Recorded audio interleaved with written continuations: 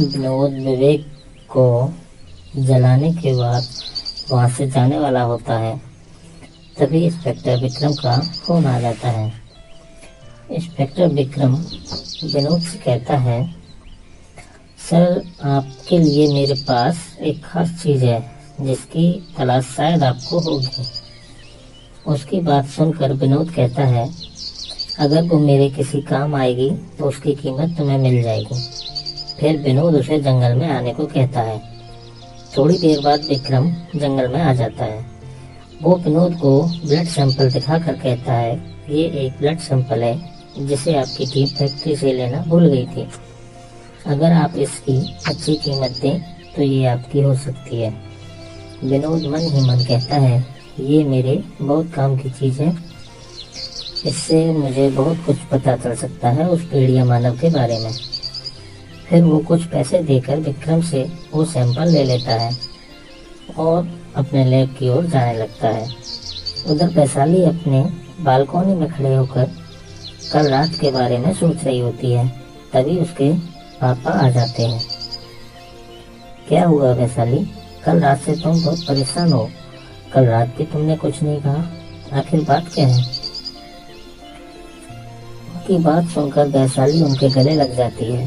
फिर वो कल रात के बारे में उन्हें सब कुछ बता देती है।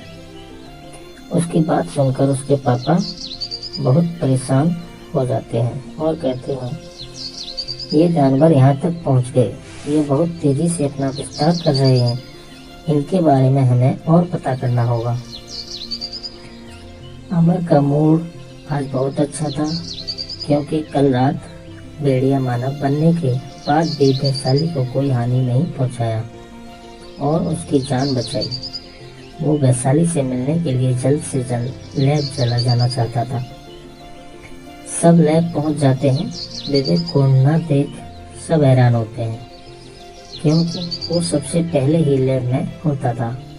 रोहिणी कहती है, आज क्या हो गया विवेक को, वो तो सबसे पहले ही लैब पहुंच जाता था। तभी वहाँ विनोद भी आ जाता है और सबको विवेक के बारे में झूठ बोल देता है कि वो अपने पापा की तबीयत खराब होने के कारण अपने गांव चला गया है। उसकी बात सुनकर सब हैरान हो जाते हैं। वैशाली का मन काम करने में नहीं लगता है क्योंकि कल रात की घटना से वो बहुत परेशान थी।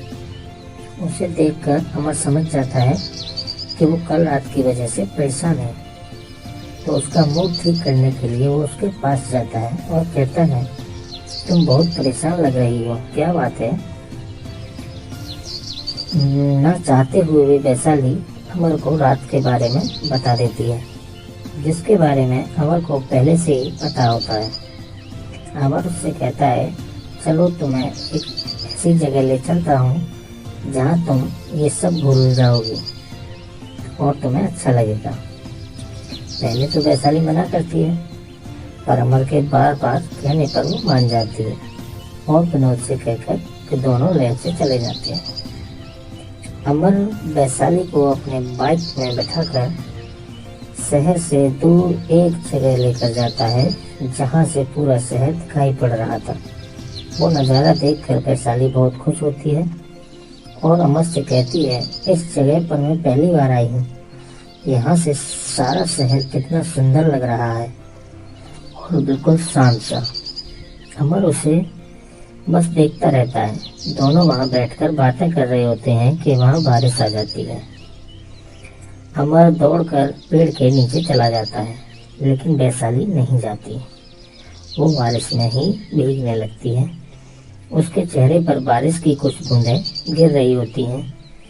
वो बारिश में भीगकर बहुत खुश होती है। ये सब देखकर अमर काफी खुश होता है। वैशाली कहती है, थैंक यू मुझे यहाँ लाने के लिए, मुझे यहाँ आकर काफी अच्छा लग रहा है। बारिश खत्म होने के बाद वे दोनों खाना खाते हैं और फिर अमर उसे उसके घर छोड़ देता है और फिर अपने घर के लिए निकल जाता है। वैशाली उसके जाने तक उसको देखती रहती है। उधर विनोद सबके जाने के बाद अपने सीक्रेट लैब में आ जाता है। वहाँ वो उस चिप की रिकॉर्डिंग देखने लगता है जिसको उसने विवेक की गर्दन पर इंस्टॉल किया था। रिकॉर्डिंग देखकर विनोद पसीने से सराबोर हो जाता है। वो उस भेड़िया मानव की ताकत और हैवानियत से काफी ज्यादा हैरान था।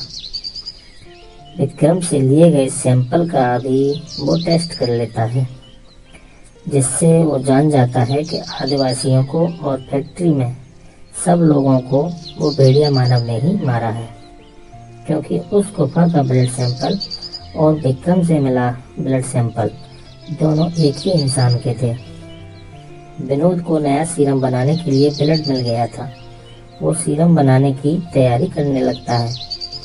अमर जब रात में वैशाली की यादों में खोकर मुस्कुरा रहा होता है, तभी उसे महसूस होता है कि उसके अलावा भी यहाँ पर कोई है।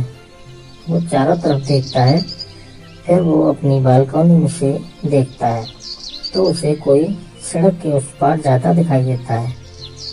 काले रंग का कपड़ा पहने उस अनजान शख्स को अमर पहचान नहीं पाता और उसका पीछा करने लगता है। उसका पीछा करते करते वो जंगल में चला जाता है। उधर वैशाली अब काफी अच्छा महसूस कर रही होती है। वो अमर के बारे में सोच रही होती है कि तभी उसके पापा वहां आ जाते हैं और उससे कहते हैं, इसे अपने पास रख लो। इस हथियार की सहायता से तुम उस भेड़िया मानव का सामना तो नहीं कर सकती, लेकिन अपना बचाव जरूर कर सकती हो। ये कहकर वैशाली के पापा उसको एक चांदी से बना खंजर देते हैं। वैशाली कहती है वो एक अपने से काफी बड़े भेड़िए को उठाकर फेंक रहा था, क्या इस खंजर से उसका कोई नुकसान पहुंचेगा? ये सुनकर वैशाली के पापा उसको भेड़िया मानव की कमजोरी को बताते हैं और कहते हैं, अगर भेड़िया मानव को मारा जा सकता है तो वो सिर्फ चांदी से बने हथियार से, दूसरा कोई भी हथियार उस पर असर नहीं करेगा। वैशाली उस खंजर को अपने पास रख लेती है और उधर विनोद विक्रम के दिए हुए ब्लड सैंपल के डीएनए में बदलाव करके एक नया सीरम बना लेता है और उसे किस पर टेस्ट किया जाए यह सोच रहा होता है कि तभी उसे इंस्पेक्टर विक्रम का ख्याल आता है और वह विक्रम को फोन करके बुला लेता है। उधर सुनसान जंगल में वो अनजान शख्स बिना किसी खौफ के जंगल के अंदर जाने लगता है। अमर भी उसके पीछे पीछे ही चल रहा होता है कि तभी अमर के पैर के नीचे कुछ चीज आ जाती है और वो नीचे देखने लगता है। जैसे ही वो अपनी नजर उठाता है, वो अनजान शख्स उसकी नजरों से गायब हो गया था। वो चारों तरफ उसे ढूंढने लगता है, पर काफी देर ढूंढने के बाद वो शख्स कहीं भी नहीं मिलता और यह देखकर अमर वहां से जाने की सोचता है। और उधर अगली सुबह विनोद विक्रम से मिलने के लिए काफी उत्सुक था। वो उसे फोन करके मिलने को कहता है। थोड़ी देर बाद दोनों एक होटल में मिलने आते हैं। विनोद विक्रम से कहता है, मेरे पास तुम्हारे लिए एक काम है, अगर तुम हाँ करो तो तुम्हें मुंह मांगी कीमत मिलेगी। कैसा काम? विक्रम अपनी रफ्तार आवाज में पूछता है। विनोद कहता है, कुछ नहीं, तुम पर एक सीरम टेस्ट करूंगा जिससे तुमको अनोखी शक्ति मिलेगी।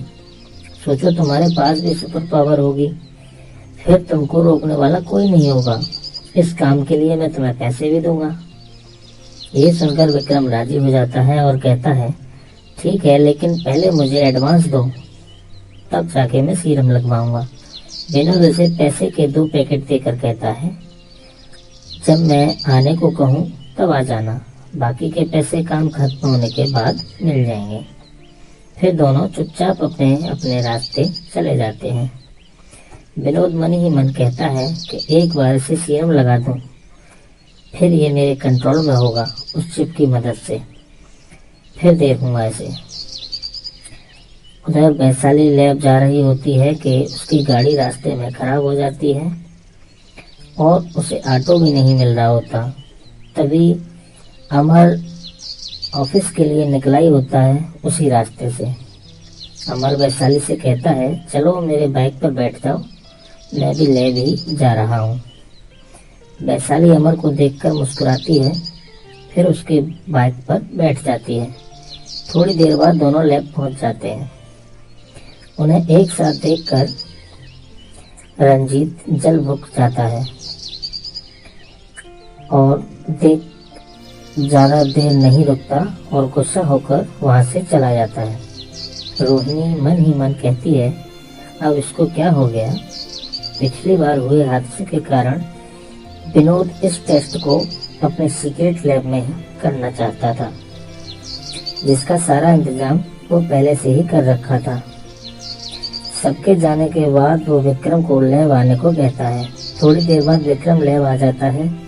विनोद उसे अपने सीक्रेट लैब में ले जाता है। विक्रम सीक्रेट लैब को देखकर अचंभित हो जाता है और कहता है, मैं तो इसे सिर्फ एक छोटा सा लैब समझता था, लेकिन आपने तो इसके नीचे पूरा शहर बसा रखा है। ये सुन विनोद हंसता है और उसे लेटा देता है। फिर उसके गर्दन पर वह चिप इंस्टॉल कर देता है, जिसके बारे में विक्रम को कोई खबर नहीं थी।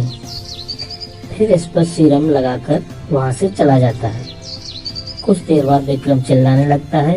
विनोद देखता है कि इस बार सीरम का असर कुछ और ही था। विक्रम का शरीर बदलने लगता है। उसकी हड्डियां उसके शरीर से काफी बाहर आने लगती हैं, जिसे देखकर विनोद डरने लगता है कि कहीं उसका टेस्ट फेल ना हो जाए। लेकिन रिजल्ट उसके विपरीत ही था और वह रिजल्ट सक्सेस रहा। आगे जानने के लिए सुनते रहिए